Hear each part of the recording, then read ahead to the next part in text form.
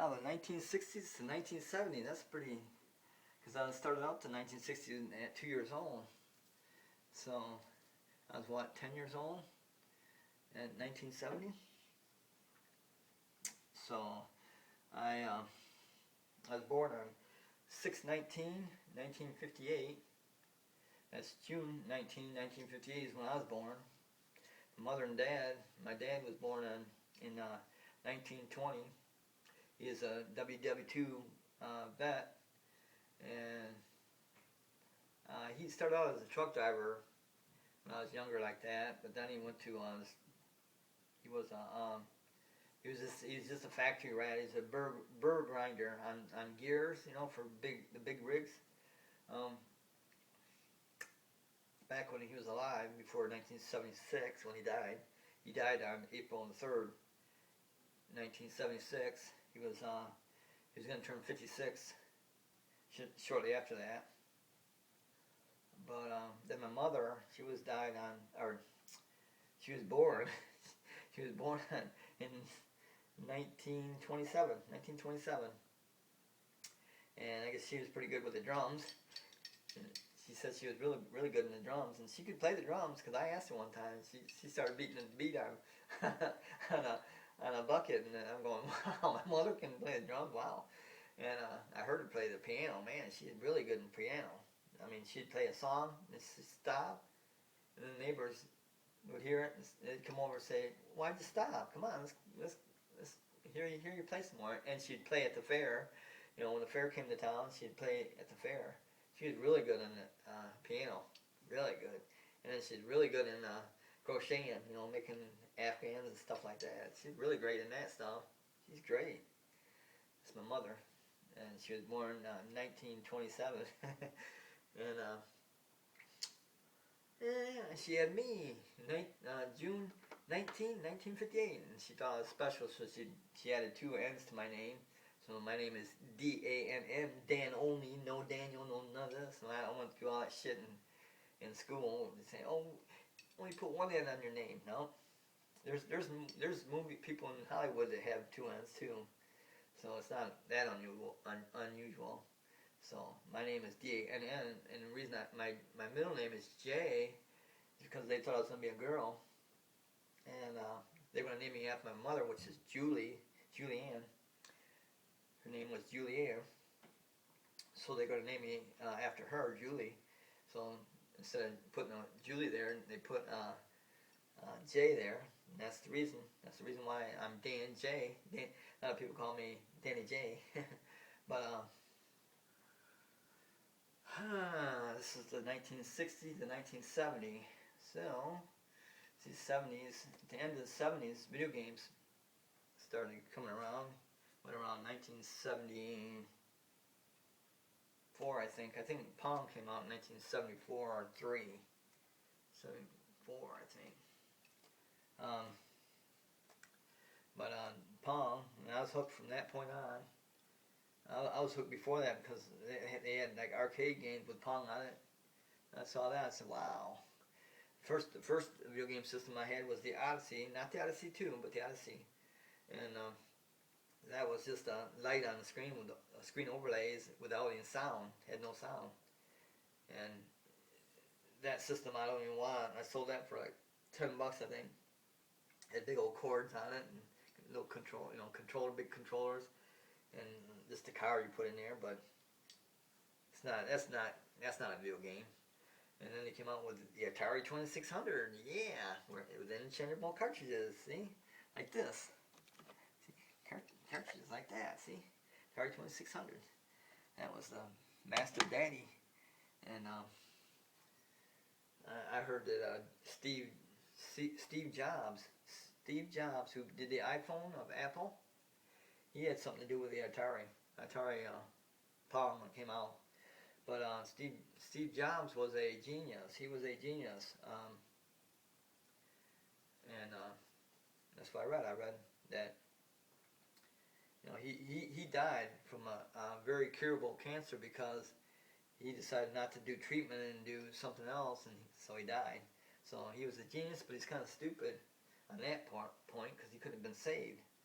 But anyway, the iPhone Apple computer, and also he did special effects at Disney.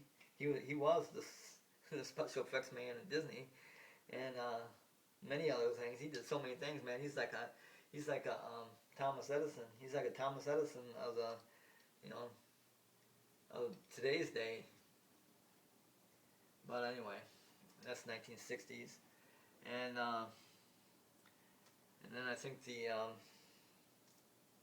Triangle game came out. Astrocade, I think it's Astrocade or something. No, not Astrocade. Oh, I forget the name of it, but the one with the triangle, you put the triangle on the very top. I think they made, 6 or 8 games for it. Triangle games. I had that. I had like 27, 28 systems and cartridges. But let's see. I'm talking about the 1960s, and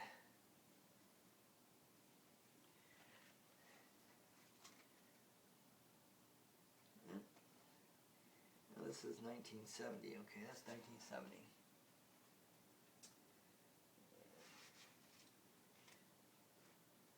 No, that's 1974. Okay, so not much happened in the 1960s. I'll tell you what. Really did happen though. Uh, when I was in school, the best achievement I had in the 1960s from kindergarten, first, second, third, fourth, fifth, and sixth. That's my elementary years. Um, First thing that happened that was good to me, because like I said, kindergarten, and I flunked, and I got held back in kindergarten again, so that wasn't so good. But then in gym class, we this one time we decided we're gonna climb rope, right? The gym teacher said, "Okay, everybody's climbing rope today," and I'm watching these people. They're struggling. They're like inchworming. They're like inchworming up the rope, trying to get up. They get halfway and come back down. Some of them went to the top that way, inchworming with their legs and then their arms and their legs and their arms and their legs and their arms, and touch the I-beam. Then their legs and their arm down, legs and their arm down, legs and their arm down, legs and arm down. And they were struggling. Well, damn. Shit, I thought this shit would be easy, because at home I'd be outside playing and climbing, trees and stuff, and I had no problem with my weight, lifting my weight up at all. And I'd be running, I'd be on my bike, and be, me and my friend lived in back of me. When we'd go to school each day, we figured out, okay, we're gonna jump cement squares, where they section off cement. You got squares, and see how many we can, see how far we can jump them. Like maybe even 2 of them. So we'd be run, jump, and we'd jump a square, and then square and a half, 2 squares, Okay, so I got running and jumping too. So run long jump, that's run long jump. That'll come into play in the 1970s. Let's see. Yeah, being in the 70s, I guess. But anyway, in gym class, this is, I don't know, fourth grade or so, maybe fifth, I don't know. But I saw all these kids. There's like 15 kids ahead of me. They're all struggling. Boys and girls, both all struggling to get up the rope. They're trying to deal with their body weight to get up that rope. I'm like the 16th person. I'm going, all these kids are having trouble. So what I'm going to do, I'm thinking this. I'm going to hit that rope. I'm going to go hand over hand, down, not even use my legs, and hand over hand down. So that's exactly what I did. The teacher says, okay, your turn. Go over there, hit the rope, hand over hand down, boom, hit the I-beam, 30, 40 feet up, hand over hand down. And everybody started, there was a circle around the row of all kids, in my class. They all started, yay, they're clapping, yay, that was great. I wowed them. They were all wow. They're all, oh wow, because I was the only person that did that. use my just my hand, up and just my hands down. Teacher comes over and said, "Yeah, you're the best. Um, like 15 schools around here. You're the fastest ever. Like 15 of the grammar school, the grammar or uh, grammar. You want to say grammar or the other word, whatever. Elementary or grammar school. You're like the best out of 15 schools around here." I'm going, "Wow, really?" And all the kids are going, "Yay!" That was like a highlight in my life. And then I guess this was more in the 70s, but I'm gonna put that in this because this was like in 5th or 6th grade. It's back when the gym teacher would pick the people who goes out to represent their school for different events, for different physical events. And so I was picked. I was picked to go for the running long jump and the 50-yard dash. I won the 50-yard dash. Photo finish. It was 2 of us, and they said, "No, I'm gonna take second anyway, or we're gonna run it over." And we never did. We never ran it over, and I never got my ribbon. So I guess I took second. His foot was here, my foot was here, or like that on the line. His foot was here, my foot was there. It was a photo finish on a 50-yard dash, and I saw it that way too. But anyway, the running long jump, I took it. I took first place. There was no question about that. And I think that was because me and my friend in the back always jumped cement squares, and see how far we can run and jump. And we jumped from cement to cement though. On the running long jump, we went down dirt and then into sand, and it was measured by your heel. And then, how far your heel went. So, you couldn't cheat, like step forward like that. So it's always the back, your farthest back heel. So I took it, no question.